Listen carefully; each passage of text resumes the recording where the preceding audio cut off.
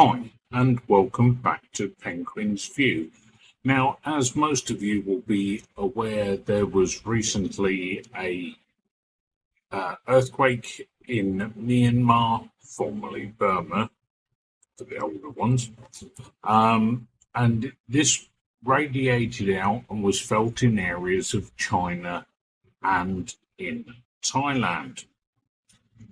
What I want to do with this video is to scotch some of the false information that is going around, especially from the media. You'd think they would know better, wouldn't you? Yeah, you'd think so. Okay. Some of it goes from bad information given to them to sometimes not knowing the basics about earthquakes. Firstly, let me say my heart goes out to all those affected by the tragedy, especially in Myanmar, where the epicenter was. So let me explain a bit more. On Friday, the 28th of March, 2025, at about 1:30 p.m. Thailand time, about 6:30 a.m. UK time, Thailand felt shaking. Now, I've got to be honest, I was driving at the time. I didn't feel a thing. Yeah, I changed my words. I saw people standing outside buildings, and really that just reminded me that it's times when the electricity is out here. Only I could see a few lights, so a little bit confused. Yeah. Know the thing. But there we are, carried on home, didn't notice anything. So the first I knew about it was when my son come home from school. He was doing music practice, even though schools are closed. And he come home from school, and when asked why he was so early, he said, well, it was the earthquake. And I'm like, what? Earthquake? Nah. So he explained a bit more about it, and there we go. So when he explained to me, this was about an hour after the earthquake had happened. Now, the quake itself is reported to have happened about 30 minutes before. This was a 7.7 magnitude, so it was quite the whopper. Although, having said that, historical earthquakes in that same region, going back about 70, 80 years, also come up at around about the 7 magnitude as well. Don't know if that's a good piece of information or a bad piece of information, but it's information all the same.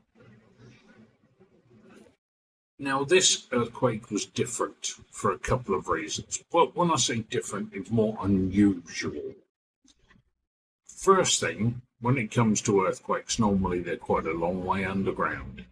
This one was only 10 kilometers. Now, okay, 10 kilometers is quite low, but as earthquakes go, it's very shallow. The other thing is rather than sort of from the epicenter it radiates out, this was more like a long, thin one.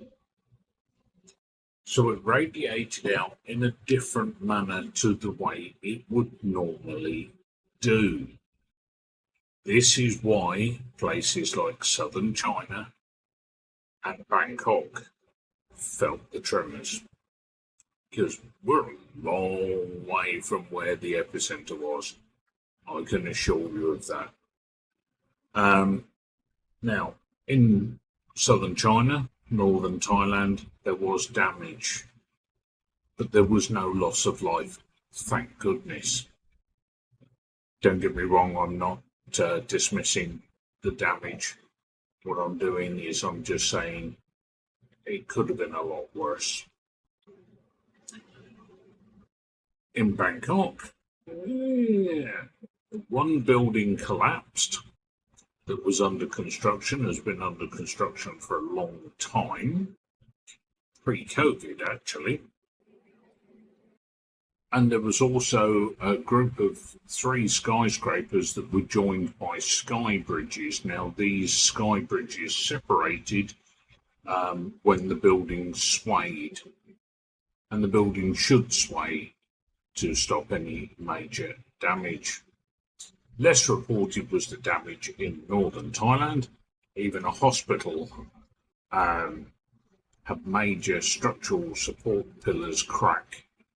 From what I understand, it's only Myanmar and Bangkok that has suffered loss of life. Way too many lives. But earthquakes aren't picky about where they go and who they take.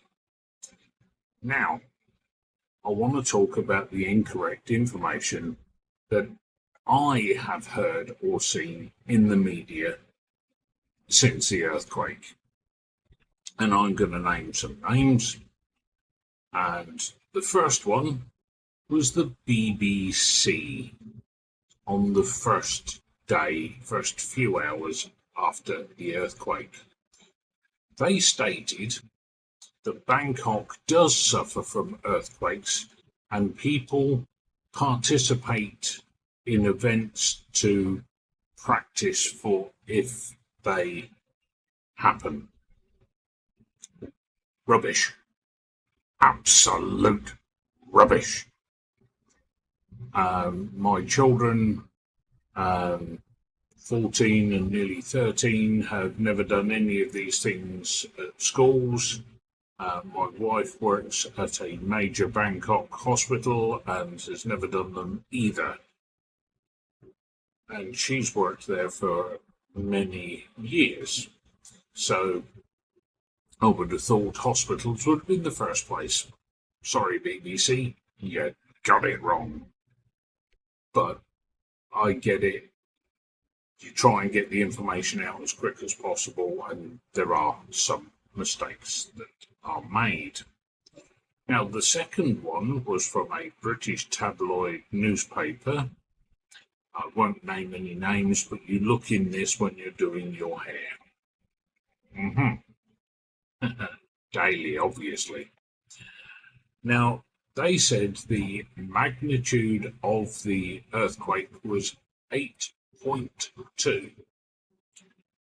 The USGS states that the level was 7.7, actually 7.79, I believe. Can't be 100% sure on that one. But not, as they said, 8.2. This one wasn't rushed out. This was the day after. So the information should have been correct. Now, some reports have said that there was 2 separate earthquakes. No, there wasn't. But because it wasn't the one that radiates out from the epicenter, instead it was elongated and it radiated out from the whole of that elongation. That's why it was different. And because it takes time for the movement to happen, that's why Bangkok had about half an hour before it happened to them.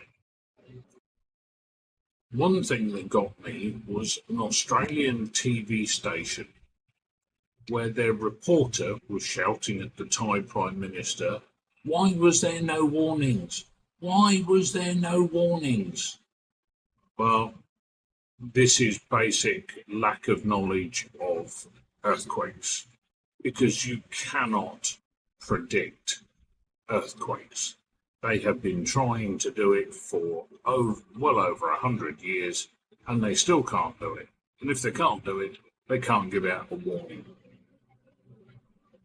Basic.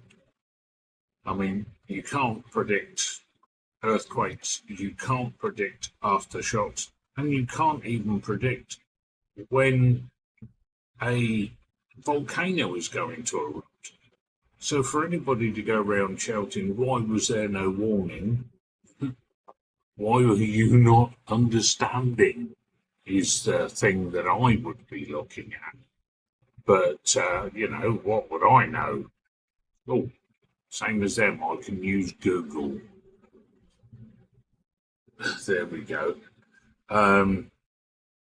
Frankly, to ask the Prime Minister that, it was laughable. Absolutely laughable. Now, the next one is tsunamis. Now, not in the media, but in social media anyway, people have been saying, oh, there's going to be tsunamis, there's going to be tsunamis. There's not, because this happened on land.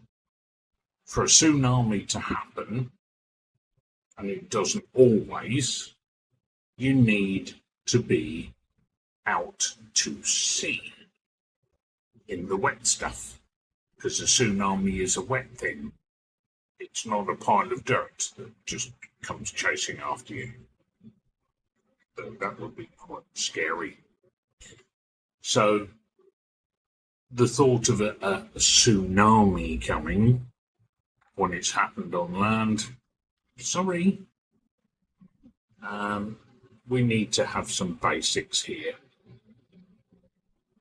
Now, they are looking into this building in Bangkok and its building standards, and they believe there is some irregularities there, and we will find out in due course, I am sure,